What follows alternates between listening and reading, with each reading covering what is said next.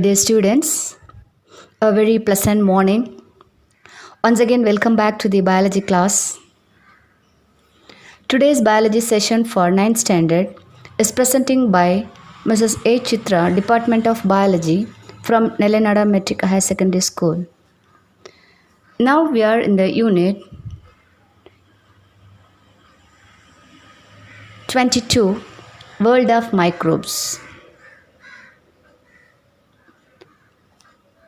In previous sessions, you would have learnt about microbes, types of microbes, applications of microbes, and diseases caused by microbes.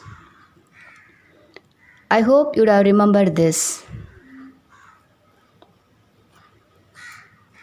Today, in this session, we are going to learn about waterborne diseases caused by microbes. Waterborne diseases means diseases caused due to the ingestion or drinking of contaminated water. Ingestion means that is taking in. So waterborne diseases are caused due to the intake of contaminated water. Now what is the meaning of contamination? Contamination means making impure by polluting or by pollution. Contamination means making some pure things into impure things by pollution, or even by mixing poisoning substances, or by germs. Anything, if it changes good thing or pure things into impure or unable to use or not suitable for use, means that is called contamination. So contamination means making impure by polluting. Contaminated water contain lot of microbes, especially viruses and bacteria.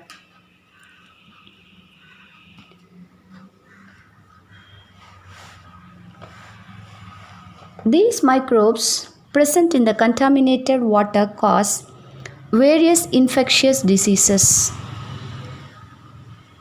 Some of the waterborne diseases are cholera, typhoid, hepatitis, poliomyelitis, diarrhea, etc.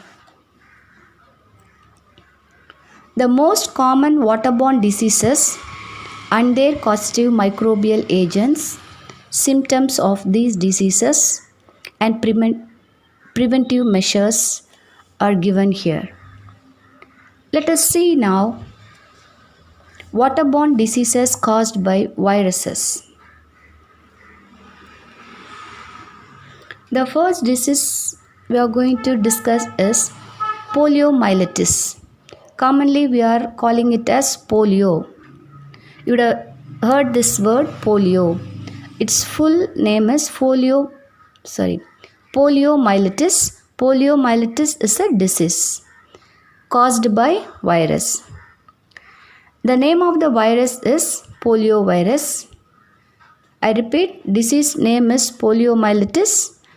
The causative agent or the microbe is called poliovirus. This is a poliovirus. So now we will see how this poliovirus is transmitted from one person to another person, that under the heading mode of transmission. What is the meaning of mode of transmission? The method of spreading. How the virus spread from one person to another person, that we are going to see now. These viruses are spread by droplet infection, sputum discharge, secretion from nose, throat, contaminated food and water. So you can see what is the droplet infection. Droplet infection means while talking or sneezing or coughing, the drops of water or the spray which is produced from the mouth is called droplet infection, even through the nose also. So it contains lot of viruses, it infect the other person. So droplet infection means through the droplets of nose and mouth, the virus spread from person to person. Next is the sputum discharge. So the sticky fluid from the nose is called sputum. So this is also containing lot of viruses. So you should not dispose out. Next, the secretion from nose and throat also spread the disease. Next, contaminated food and water.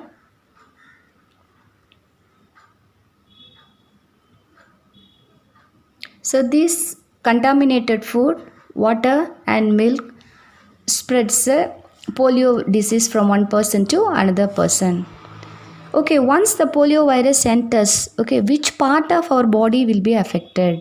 Means our central nervous system will be affected. Okay, what is central nervous system? You can see here. The brain and spinal cord forms the central nervous system. So once the polio virus enters through this droplet infection, sputum or secretion from the nose, throat or contamination of food and water, okay, so the virus directly will go and affect the central nervous system, that is the brain and spinal cord. Okay, once if it is affected, what will happen? So the person will become paralysis, that is paralysis of limbs. So that person cannot walk or move. Okay, this is a symptom. Next, okay, how can we prevent or control? Okay, so we are going to see under the heading preventive and control measures. Okay, so that is a vaccine is there, that's called Salk's vaccine. Okay, or oral polio vaccine. You know that oral means through the mouth. So oral polio vaccine. There are two vaccines are available. One is Salk's vaccine and another is the oral polio vaccine. If you take this vaccine, we can prevent this disease, this polio disease. Okay, so the next is the hepatitis A or infectious hepatitis.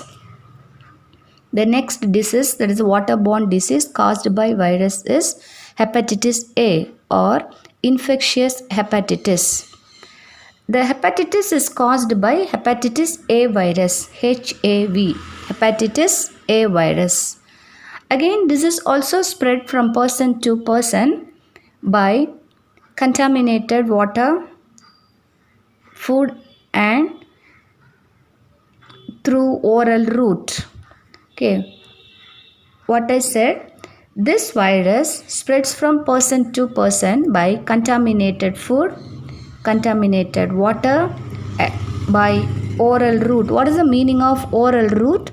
Through the mouth, by eating or by drinking. Okay, if the virus enters through the mouth, means that is called oral route. Okay, then once if the hepatitis A virus enters inside our body, what will happen? Immediately there is an organ called liver.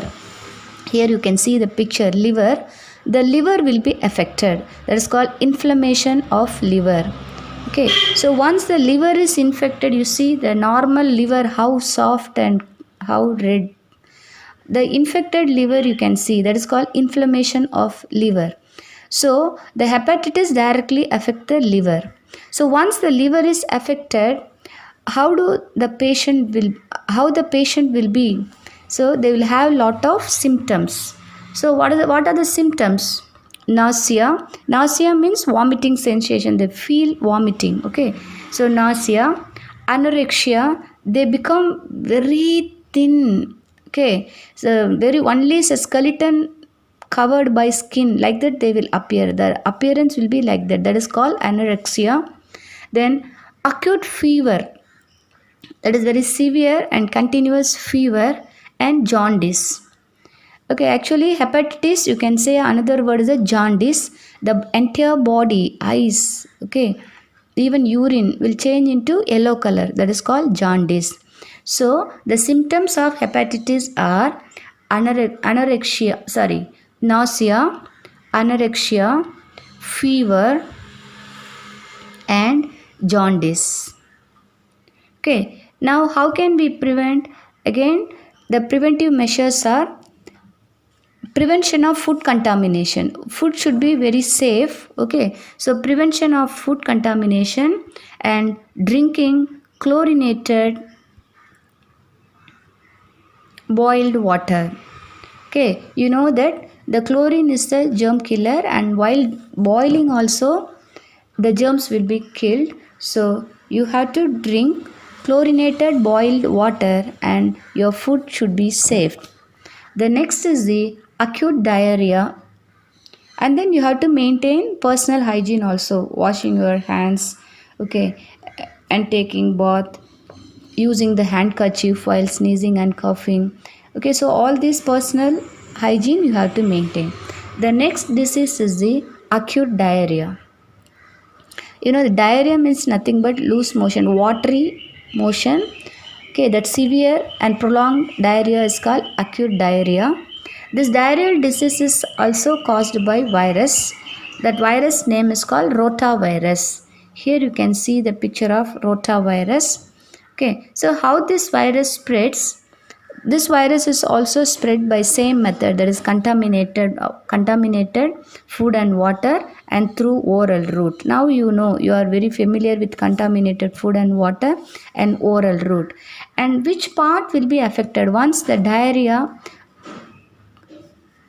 or the rotavirus enters inside your body? Which part of your body is affected? The intestine. Okay, the entire intestine, that is large intestine and small intestine, will be affected. So this causes vomiting, fever, watery stools with mucus. Okay, all of you know vomiting and fever. Watery stools with mucus means the motion will be so watery, so dehydration will happen. So here you can see the picture: vomiting, fever, and diarrhea means the stools with mucus. The mucus means that tissues, the damaged tissues, more water in your motion, that is called watery stools with mucus. Here the main preventive measure is a proper sanitation, okay, and and maintaining the personal hygiene. So for preventing this infectious diseases, especially these waterborne diseases, the main preventive measure is the maintaining proper sanitation and personal hygiene. Okay, thank you children. In the next class we will see waterborne diseases caused by bacteria. Okay, see you.